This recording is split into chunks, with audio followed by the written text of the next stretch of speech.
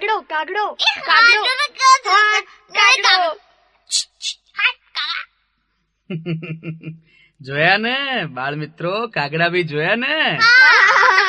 તમે તો ભાઈ એને બરાબર ઓળખો છો. ઠીક છે, તો હું તમને આજે આ કાગડાભાઈ ની જ વાર્તા કહીશ. વાર્તાનું નામ છે ફૂલણજી કાગડો. એક હતો કાગડો. તેને કોઈ એક ઘરેથી પૂરી મળી અને કાગડાભાઈ એ પૂરી જોતાની સાથે જ હરખાઈ ગયા. મને આખી પૂરી મળી ને, હવે સરસ જગ્યાએ બેસી ને નિરાંતે પૂરી ખાઈશ. એમનો ભાઈ વિચાર તો બહુ સારો હતો, એટલે ચૂપચાપ ચાંચમાં પૂરી લઈ ઉડતા ઉડતા એક ગામની બહાર નીકળ્યા અને ગામની બહાર એક સરસ મજાનું ઝાડ હતું, ત્યાં જઈને શાંતિથી બેસી ગયા. એટલામાં ફરતું ફરતું ત્યાં એક શિયાળ આવ્યું.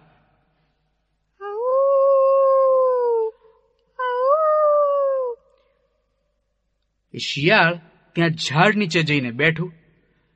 એ પછી તેણે ઉપર જોયું.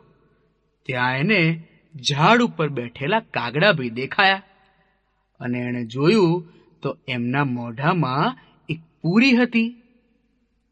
ભાઈ શિયાળભાઈ પણ ભૂખ્યા થયા હતા અને તેમને પૂરી ખાવી હતી, પણ ખાવી કેવી રીતે? પૂરી તો કાગડાભાઈની ચાંચમાં હતી. પછી શિયાળભાઈએ થોડીક વાર વિચાર કર્યો.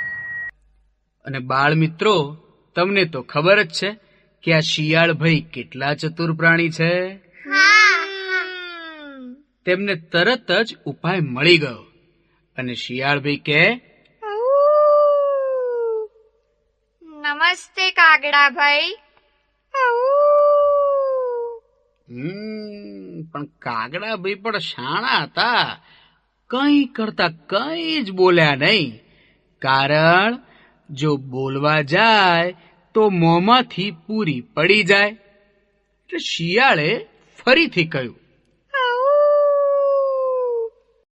કાગડાભાઈ, બધા કહે છે કે તમે બહુ જ સરસ ગાઓ છો. પોપટભાઈ પણ કહેતા હતા કે કાગડાભાઈ તો કોયલ કરતાંય સરસ ગાય છે.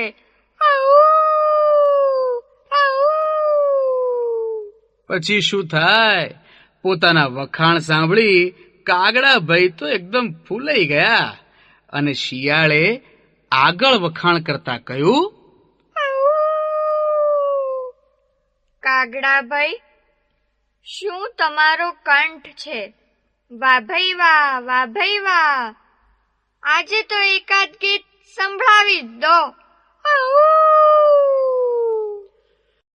પોતાના વખાણ સાંભળીને કાગડાભાઈ તો એવા ફૂલાયા કે પછી તો એમનાથી રહેવાયું જ નહીં.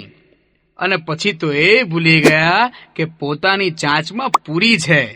અને ધીરે રહી એ ગાવા માટે કાગડાભાઈએ તો મોં ખોલ્યું.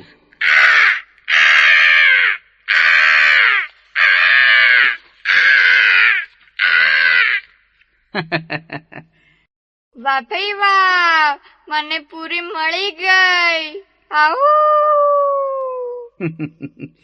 ઝાડની ડાળી પર બેઠા બેઠા કાગડાભાઈ તો આ જોઈ જ રહ્યા. બિચારા કાગડાભાઈ કાકા કરવા ગયા અને પૂરી ખોઈ. તો જોયું ને બાળ દોસ્તો, ખોટા વખાણ સાંભળી ફૂલાઈ જઈએ તો શું થાય? એવું ન કરાય. માટે ખોટા વખાણથી ફૂલાશો નહીં ભાઈ, ફૂલાશો નહીં. કાગડાની જેમ તમે ફૂલાશો નહીં ભાઈ, ફૂલાશો નહીં.